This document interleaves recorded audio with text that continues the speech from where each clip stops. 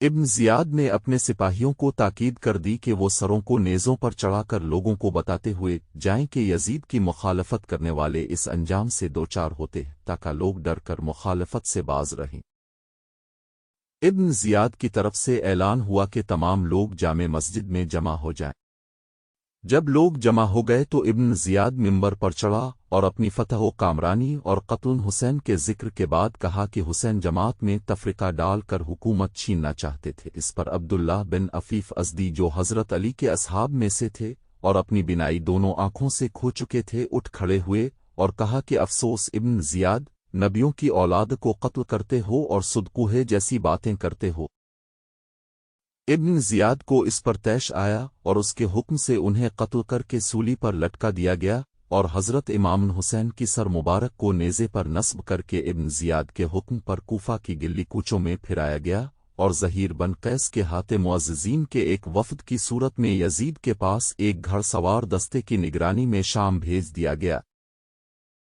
इमाम आली मकाम के सर मुबारक को ले जाने वाले काफ़िले के रास्ते में एक मंजिल पर एक गिरजाघर था।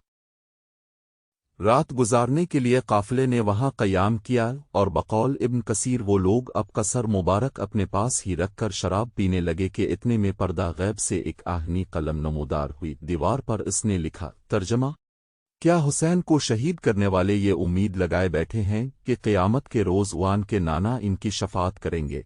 बाज़ रवायात में ये भी आया है कि ये शेर पहले से ही दीवार पे लिखा हुआ था।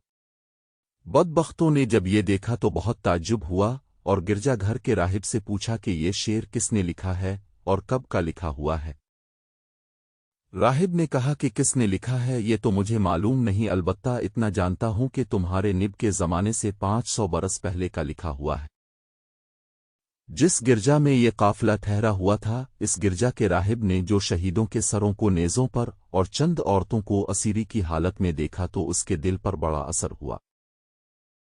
उसने ये हालत दरियाफ्त की। जब इसको सब मालूम हुआ तो वो सख्त हैरान हुआ और कहने लगा कि तुम लोग बहुत बारे हो, क्या कोई अपने नबी की औलाद के साथ ऐसा सलूक कर सकता है जैसा तुमने किया। फिर इस राहिब ने कहा कि अगर तुम एक रात के लिए अपने नबी के नवासे का सर मेरे पास रहने दो और मुझे इन औरतों की खिदमत का मौका दो तो मैं तुमको 10,000 दीनार उसके बदले में दूंगा।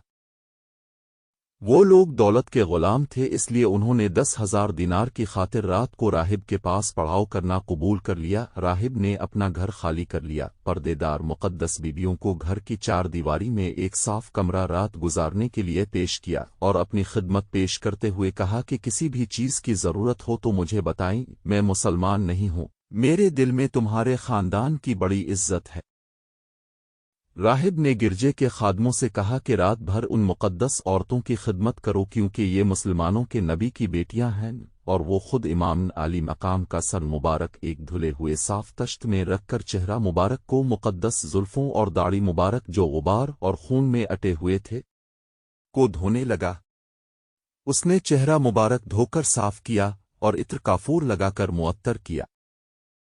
फिर बड़े अदब व तज़ीम के साथ सारी रात सर अनवर के सामने बैठा ज़ारो क़तार रोता रहा।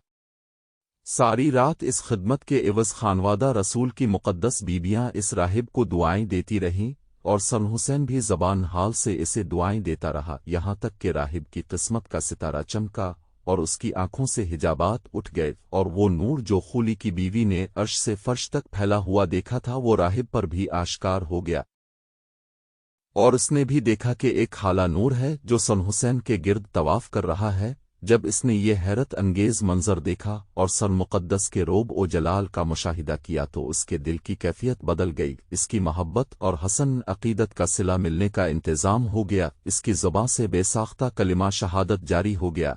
चूँकि इसने दुनिया की दौलत कुर्बान की थी इसलिए इसे ईमान की दौलत अता फरमा दी गई। अब इसके लिए अहले नबुव्वत से दूर रहना नामुमकिन हो गया। चुनांचे जब अगले रोज़ काफिला रवाना हुआ तो वो भी मुती व खादिम बनकर साथ हो लिया। यहाँ एक और नहायत हैरत अंगेज़ वाक़या रूनुमा हुआ। यजीदी फ़ौज के बदबख्त सिपाहियों ने इमाम आली मकाम के लश्कर के खैमों से जो दिरहम व दिनारे लूटे थे اور جو دینار انہوں نے راہب سے لیے تھے ان کو تقسیم کرنے کے لیے جب تھیلیوں کے منہ کھولے تو کیا دیکھتے ہیں کہ وہ سب درہم و دینار ٹھیکریاں بنے ہوئے تھے، ان کی ایک طرف آیت مبارکہ لکھی ہوئی تھی۔ اور اے مخاطب، تو یہ ہرگز خیال مت کرنا کہ یہ ظالم جو کچھ کرتے ہیں اللہ ان کے اعمال سے بے خبر ہے۔ سورۃ ابراہیم 14:42۔ جبکہ ان کے دوسری طرف یہ آیت لکھی ہوئی تھی، اور جن لوگوں نے ظلم ڈھایا ہے ان کو بہت جلد معلوم ہو جائے گا کہ انہیں کس کروٹ لوٹایا جائے گا۔ سورۃ الشرع 26:2-7۔ یزیدی فوج کے پاس درہم و دینار کے ٹھیکریاں بن جانے میں ایک تنبیہ بھی تھی کہ تم نے اس فانی اور مادی دنیا کے لیے دین چھوڑا اور الرسول پر ظلم و ستم کیا۔ یاد رکھو، دین تو تم نے چھوڑ ہی دیا ہے، مگر جس فانی اور بے وفا دنیا کے لیے تم نے دین چھوڑا ہے وہ بھی تمہارے ہاتھ نہیں آئے گی اور تم دنیا اور آخرت میں خسارہ پانے والوں میں ہو جاؤ گے۔ جب یزید پلید کو معلوم ہوا کہ اسران کربلا اور حضرت امام حسین وغیرہ کے سر عنقریب دمشق پہنچنے والے ہیں تو اس نے پورے شہر کو آراستہ کرنے اور سب کو خوشی منانے کا حکم دیا۔ نبی کریم صلی میں کہ ایک صحابی سہل تجارت کے لیے ملک شام آئے ہوئے تھے۔ جب وہ دمشق شہر میں داخل ہوئے تو دیکھا کہ سب لوگ خوشی منا رہے ہیں۔ انہوں نے لوگوں سے وجہ پوچھی تو بتایا گیا کہ اہل عراق نے حسین ابن الکسر کو یزید کے پاس ہدیہ بھیجا ہے۔ تمام اہل شہر اس کی خوشی منا رہے ہیں۔ حضرت سہل نے ایک سرد آہ بھری اور پوچھا کہ حضرت امام حسین کا سر مبارک کون سے دروازے سے لائیں گے؟ بتایا گیا کہ باب نے الساتہ سے آپ اس تیزی سے بڑے اور بڑی دوڑ دھوپ کے بعد اہل نب تک پہنچ گئے۔ آپ نے دیکھا کہ ایک سر ہے جو رسول اللہ میں کے سر سے بہت زیادہ مشابہ ہے، نیزے پر چڑھا رکھا ہے، جسے دیکھ کر اب بے اختیارے رو پڑے۔ اہل بیت میں سے ایک نے پوچھا کہ تم ہم پر کیوں رو رہے ہو؟ حضرت سہل نے پوچھا کہ آپ کا نام کیا ہے؟ فرمایا میرا نام سکینہ بنت حسین ہے۔ انہوں نے فرمایا اور میں آپ کے نانا جان نبی کرم کا صحابی ہوں، اگر میرے لائق کوئی خدمت ہو تو حکم فرمائیے۔ حضرت سکینہ نے فرمایا میرے والد کے سر انور کو سب سے آگے کرا دیجیے تاکہ لوگ ادھر متوجہ ہو جائیں اور ہم سے دور رہیں۔ حضرت سہل نے 400 درہم دے کر امام عالی مقام کے سر مبارک کو آگے کرا دیا۔ قافلہ چلا جا رہا تھا کہ رات کے وقت ایک مقام پر حضرت امام حسین کے سر مبارک والا نیزہ جس نے پکڑ رکھا تھا وہ زور لگانے پر بھی آگے نہیں بڑھ پا رہا تھا۔ سب نے بہت زور لگایا پر کچھ نہ ہوا تو سب کو خیال آیا کہ بی بی سکینہ ساتھ موجود نہیں ہے۔ ذرا فاصلے پر جا کے ڈھونڈا تو بی بی سکینہ وہاں کہیں گر گئی تھیں اور اپنے بابا جان کو پکار پکار کے رو رہی تھیں۔ انہیں اپنے ساتھ قافلے میں لایا گیا تو قافلہ چل پڑا اور امام حسین کے سر مبارک والا نیزہ بھی آرام سے آگے چلنے لگا۔ اور حضرت بی بی سکینہ کے بارے میں ہی بتایا جاتا ہے کہ اب شام کے ایک قید خانے میں اپنے خالد حقیقی سے جا ملے۔ جب سن حسین دیگر شہداء کے سروں اور اسران کربلا کے ہمراہ یزید کے دربار میں پہنچا تو یزید نے ان کے ساتھ کیا سلوک کیا۔ اس سلسلے میں مختلف روایات کتب تاریخ سے ملتی ہیں، مختصرہ 2 روایات یہاں بتائی جائیں گی۔ پہلی روایت، ایک روایت کے مطابق جب شہداء کے سر اور اسران کربلا یزید کے پاس دمشق پہنچے تو یزید نے دربار لگایا اور عوام و خواص کو دربار میں آنے کی اجازت دی۔